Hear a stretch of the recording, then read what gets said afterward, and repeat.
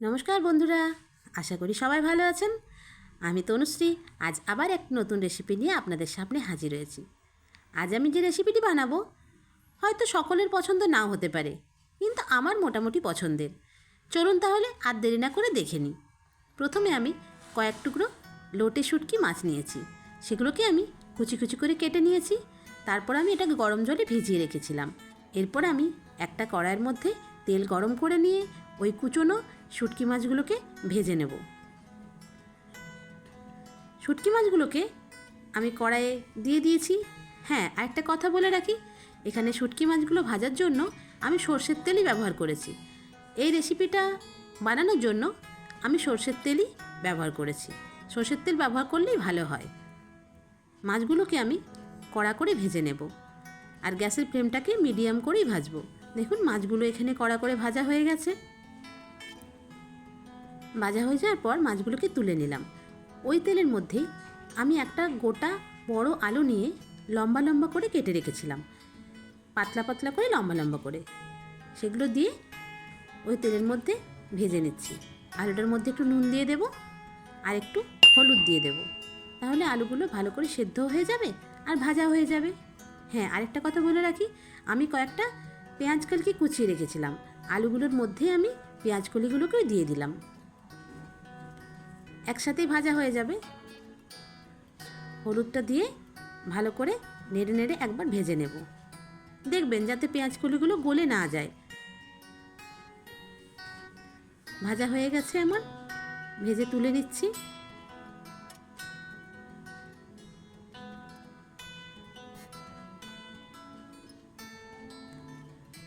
এরপর ওই কড়াইয়ের মধ্যে আমি আরও খানিকটা সর্ষের তেল দিয়ে দিলাম। সর্ষের তেল দেওয়ার পর আমি কয়েকটা শুকনো লঙ্কা ফোড়নের জন্য দিয়ে দিয়েছি।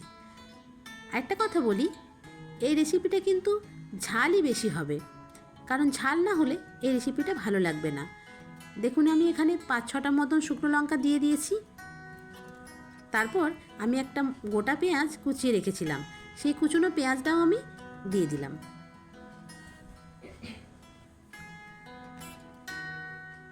পেঁয়াজটাকে আমি ব্রাউন করে ভেজে নেব। যতক্ষণ না পর্যন্ত পেঁয়াজটা ভাজা হচ্ছে আমি ভাজতে থাকবো। পেঁয়াজটা ভাজার জন্য উপরে একটু নুন ছড়িয়ে দিতে হবে, তাহলে পেঁয়াজটা তাড়াতাড়ি গলে যায়। দেখুন, পেঁয়াজটা প্রায় ভাজা হয়ে এসেছে। এরপর আমি ওর ওপরে একটু পেঁয়াজ বাটা দিয়ে দিয়েছি। একটু পেঁয়াজকে আমি পেস্ট করে রেখেছিলাম, পেঁয়াজের পেস্ট দিয়ে দিয়েছি। তার ওপর একটু আদা রসুনের পেস্ট দিয়ে দিলাম। একটু পেঁয়াজকে কুচিয়ে পরে ভেজে নেবেন, তার উপর একটু পেঁয়াজের পেস্ট দিয়ে দেবেন, তাহলে গ্রেভিটা ভালো হয়।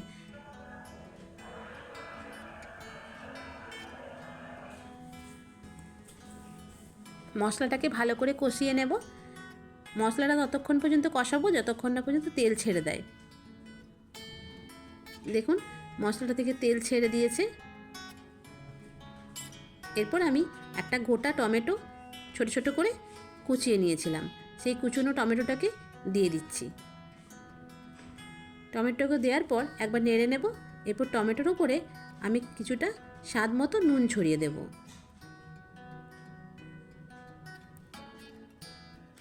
টমেটোর উপরে নুন দিয়ে ভালো করে মিক্স করে নিয়ে আমি কিছুটা হলুদের গুঁড়ো দিয়ে দিচ্ছি, আর কিছুটা লাল লঙ্কার গুঁড়ো আমি দিয়ে দিচ্ছি। আমি আগেই বলেছিলাম যে এই রেসিপিটা কিন্তু ঝাল হবে, ঝাল না হলে ভালো লাগবে না।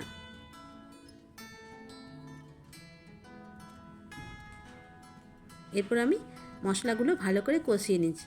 দেখুন, মশলাটা প্রায় কষা হয়েছে।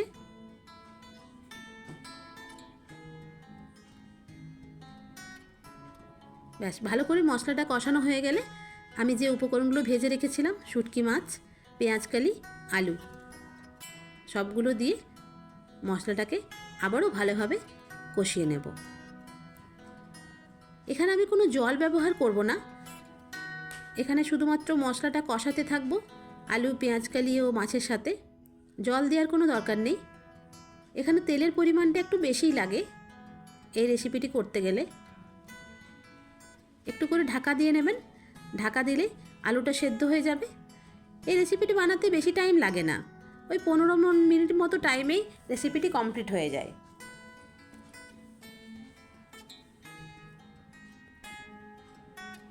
জানি এই রেসিপি সবাই পছন্দ করবে না, কিন্তু আমার পছন্দের, সেজন্য আমি বানালাম। যাদের যাদের এই রেসিপিটি ভালো লেগে থাকে তারা দেখে নেবেন, একবার বানিয়ে নেবেন। এরপর আমি কিছুটা ধনেপাতা ছিল, ধনেপাতা কুচিয়ে রেখেছিলাম, সেই ধনেপাতার কুচনোটাকে দিয়ে দিলাম। আর ওপর থেকে একটু গরম মশলা গুঁড়ো ছড়িয়ে দেবেন। গরম মশলার গুঁড়ো ছড়িয়ে দিয়ে নামিয়ে দেবেন। গরম ভাতে সার্ভ করবেন, পুরো জমে যাবে। আপনাদের যদি এই রেসিপিটি ভালো লেগে থাকে প্লিজ আমার চ্যানেলটাকে সাবস্ক্রাইব করে দেবেন আর একটা লাইক দিয়ে দেবেন। সবাই ভালো থাকবেন।